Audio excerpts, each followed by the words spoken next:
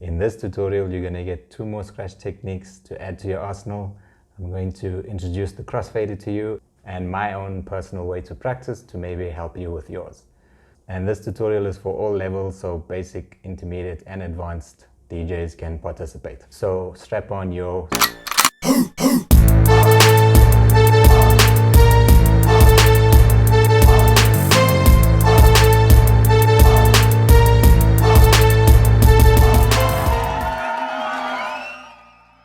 boots. I meant to say boots. Where's your mind? Good people, what is up? What is happening? Hello and how's it? If we haven't met yet, I'm DJ Shameless, and if we have met, welcome back to the channel. Today's video is jam-packed, so let's get straight into it. The first technique today we're going to learn is called the drop scratch, and the second one is called the stab scratch. Both scratches today are variations of the baby scratch, so if you check the previous video out to learn the baby scratch and you had a bit of practice, you should be good to go. The first one is called the drop scratch, and that is the baby scratch but with the release of the platter or your jog wheel or the vinyl. You're catching it and you're pulling it back. The second one is called the stab scratch, and that is exactly the same movement as the baby scratch, but we're going to use the crossfader to activate part of it. And then I'm going to share with you my 3x3 practice strategy, which maybe can help you with your practice sessions. And then I'll try and break that down for you as well. So as I said, with the drop scratch, it's exactly the same as the baby scratch, but you're going to release the vinyl, you're going to grab it and you're going to pull it back. And this scratch is just as important as the baby scratch, and it's going to help you with your hand control. The second technique involves the crossfader. So I'm going to use my hand as an example. So if this hand is the sound, and this hand is the crossfader, this being the off position and that being the on position, you activate the sound with the crossfader. So from the off position, you're going to switch it on momentarily so you can hear the sound, and then switch it off again.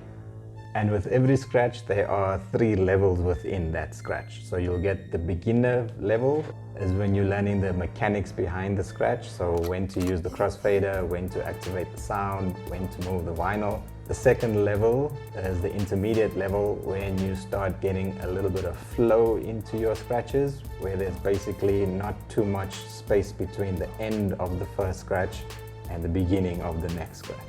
And the third level being the advanced level, where you start using different pitches within the sound, different parts of the sound, when you start adding a little bit of swing and also getting a bit funky with the placement of each scratch. Also, each scratch would fall into a particular category of 3. The first one being a faderless scratch, which doesn't use the crossfader at all. The second one being where you move the crossfader from an off position to an on position. That's called a close fader scratch. That's category 2. And the third category is moving the crossfader from an on position to an off position and back to an on position. That's more commonly known as flares, but we'll get to those in a later tutorial. So my 3x3 technique would involve each one of those categories and each one of those levels being practiced at any given time. It's going to help you with your overall feel and flow of all your other scratches. So imagine if you are extremely proficient in one category or one scratch and you don't have anything else to complement it with, your flow will sound a bit off. And just a quick disclaimer, that's just my way of practicing. Everybody has their own way of practicing. So if it works for you, carry on doing that. And if you watch till the end of this tutorial, I'm going to drop hints as to what the next tutorial will be about. So let's go. What you want to do with the drop scratch is line your sample up to 12 o'clock, release the vinyl, let it go to about the 3 o'clock position, stop the vinyl and you pull it back, like this.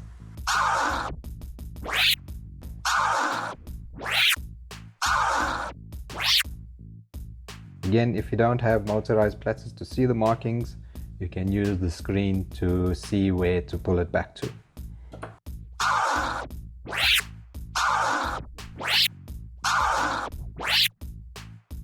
One small tip that I can offer, once you release the sound, try and follow the marker with your hand. That way you won't struggle to bring the marker back to the 12 o'clock position. An example of doing it the wrong way would be to let the sound go and use your hand in the same position where you let the sound go from. Now from this position you won't be able to bring it back in one smooth movement, you'll need two. So again, follow the marker with your released hand to make the pullback easier.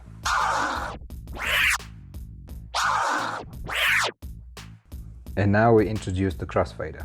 With the crossfader, when it's all the way to this side, it's complete silence, meaning you won't hear anything coming out.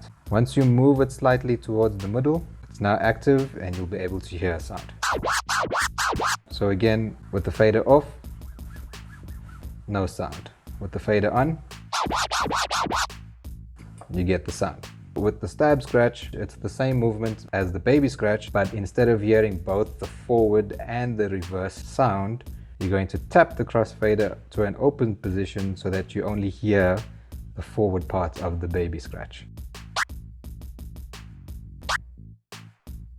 To break that down further, you let the sound start playing, tap the crossfader to an open position. Before the sound finishes, close the fader and do the pullback. One more time.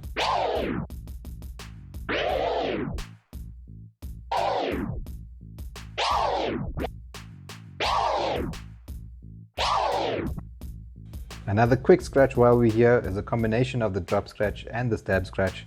It's called the cut scratch, but it's the same principle as dropping the sound so you only hear the forward part and closing the sound on the way back.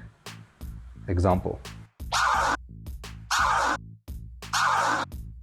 So the three scratches you should know now is the baby scratch, the drop scratch,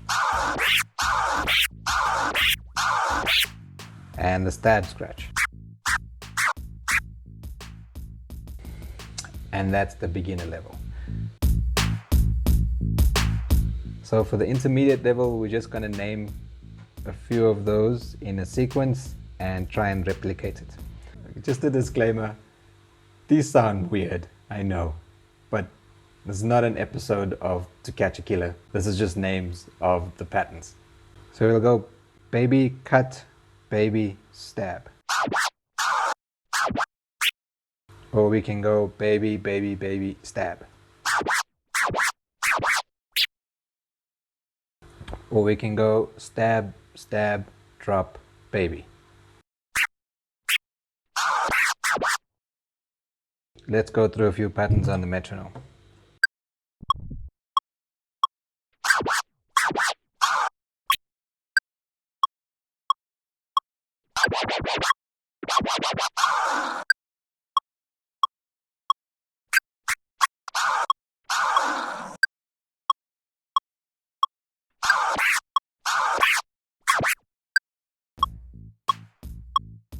That's the intermediate phase. For the advanced DJs out there, we're going to use the following sample. Wait, what? And that's a nice sample because it has two separate samples within the sample. Wait, what? What? And we can alternate between the two sounds using the drops, stabs, and babies. So let's get the metronome going.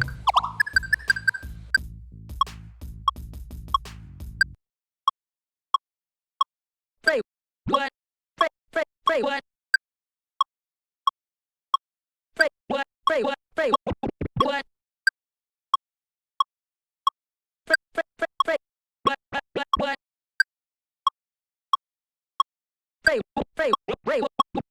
What? And that's going to do it for today. The drop scratch and the stab scratch, and I throw in an extra one called the cut scratch. From now on, all the tutorials will cater for the beginner, intermediate, and advanced levels. So whichever level you are on, please come back and you can watch that video from that point to up your skills. Now, I did say I was going to give you a clue for the next tutorial, and if this sound makes any sense to you, you'll know what we're talking about. Thanks for checking out this tutorial, and if you got any value out of it, please hit that like button and don't forget to subscribe to the channel. It will help a lot. And until next time, keep practicing, stay liquid, and peace.